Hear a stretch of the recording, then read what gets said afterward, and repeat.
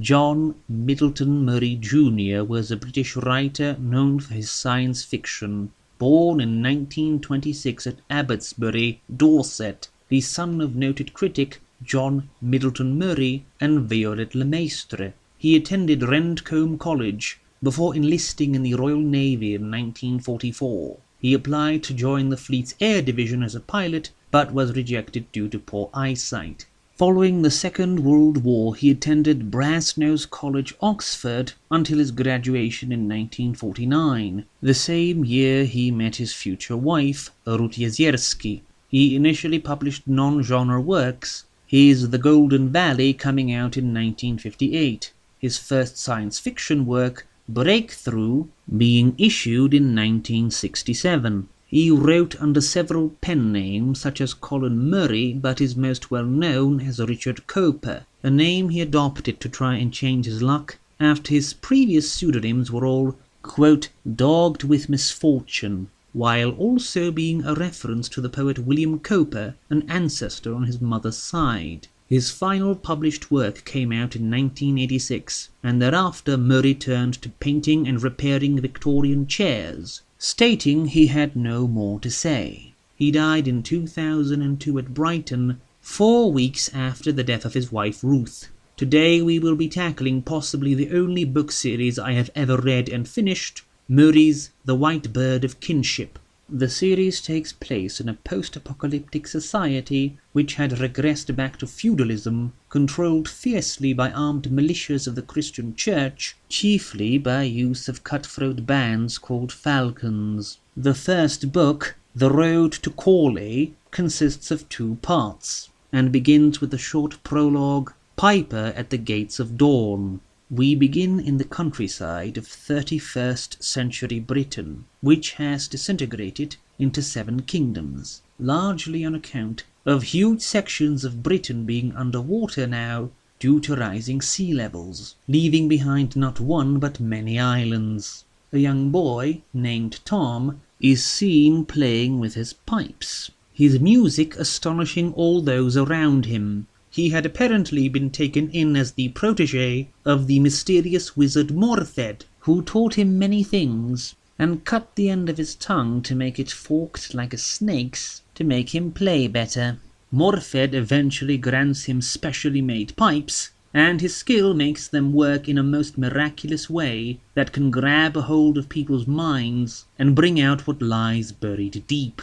He eventually joins Peter, the old tale spinner, and the pair travel together, the old man telling his stories, and Tom accompanying him on his pipes, which results in quite a lot of money coming their way whenever they can find a market to perform in. Arriving at York at Christmas 2999, the boy clambers on to the city walls and plays his pipes, mesmerizing the whole city with a vision of a great white bird, the master key for opening up the world as it is called. And Jair, one of the falcons at York, shoots the young boy down with a crossbow. In front of 5,000 witnesses, the martyrdom of the boy leads to the foundation of kinship, a religious order devoted to following the White Bird of Kinship. The order's most prominent feature is the forked tongue that all its members, called kinsmen, display. 18 years later, in the second part of the first book,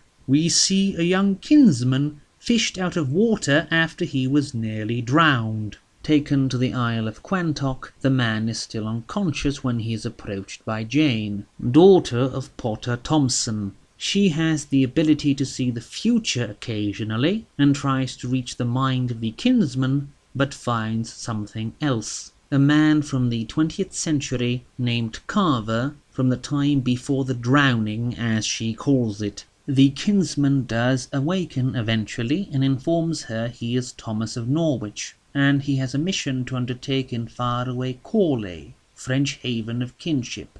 Jane is puzzled by him still being alive, as she had wheshed him drowned, and her whesh had never ever been wrong before. Soon the falcons follow the trail to Quantock, killing Jane's family and almost raping her, before she is rescued by Old Magpie, an elderly traveller and her close friend. Soon she foresees that she and Thomas will fall in love, and it does happen, but the falcons pursue them still until they are caught and thrown into a falcon prison. Only then Thomas unveils what he has been carrying on his person in secret, the boy's own pipes. With their help, he manages to mesmerize the guards and lets them escape, but on the way to Corley, Thomas drowns, leaving Jane, now pregnant, to make the journey on her own. The one issue with the novel is that the story is continuously interrupted by flashing back to the present, quote-unquote, 1970s Britain, with Michael Carver in a coma and hooked up to a machine that actually manages to show his thoughts, or rather what Thomas of Norwich sees in semi-sunken medieval Britain of 3018. This only ever happens in the first part of the series and is very distracting. A Dream of Kinship, the second book, continues with Jane's arrival at Corley in Brittany. She hopes to find asylum, but does not know that the church, plotting with the feudal lords of Brittany, plan a massacre of the kinsmen at Corley. She manages to escape through the snowy hills and hides away in a hut, and there gives birth, a very difficult childbirth, to her son Tom. Tom grows up and is given his father's pipes, and like him, he can play as masterfully as the boy, being the prophesied star-born, child of the Bride of Time. He uses the pipe to do various things, such as rescue his Quantock sweetheart Witchet from death by following her soul to where she almost drifts off, but he is afraid of what should happen if he were to lose control when playing the pipes. He in fact puts his tongue to very good use when he meets Lady Alice, Princess of the First Kingdom. Very good use, as she would say. But when she gets kidnapped and gets humiliated in an infernal debasing display for the pleasure of her insane brother, the new Lord Arthur and his guests, Tom does use the pipes in a most horrific way to save her and take vengeance. He leaves Alice and rejoins Witchet by the end of the book, the pair deciding to travel to Spain.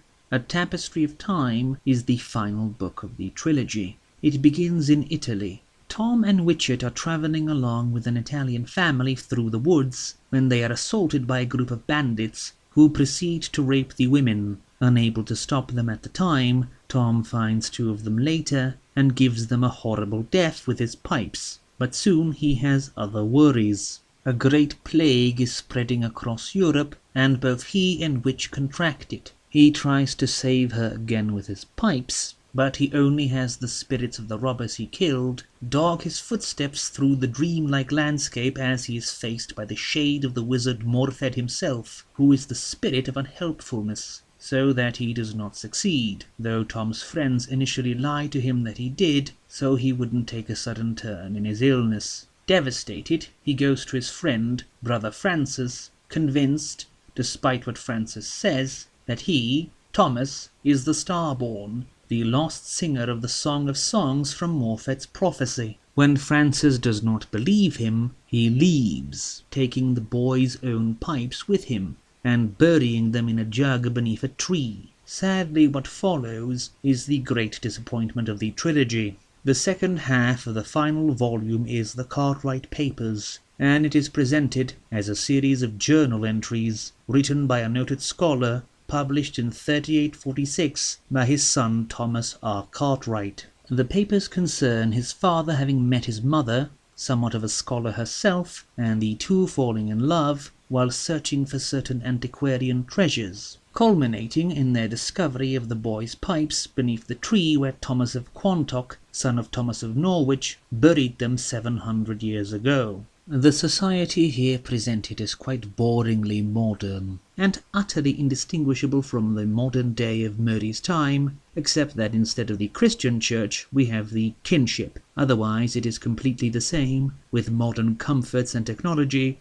completely eschewing the medieval aesthetic, just like the end of A Canticle for Leibowitz, which also made me very angry. This section also has that very annoying trope where the common-sense modern characters, quote-unquote, poo-poo or try to downgrade and downplay all the fantastical scenes we had witnessed in the books as mere fable, legend and allegory, and this kind of thing makes me want to reach into the book and smack these people and tell them, No, it really happened, you dunce. Overall, despite the Seven Kingdoms not being properly explored, it is still a fascinating series. My favourite is still the first book, because of the poetic nature of the prologue, as well as the overall poeticness of the first part, which seems a bit lost in parts 2 and 3. But the most balanced is probably book 2, despite it being a bit more graphic than 1 or 3, because book 1 has those 1970s British flashbacks, and book 3 has the Cartwright Papers.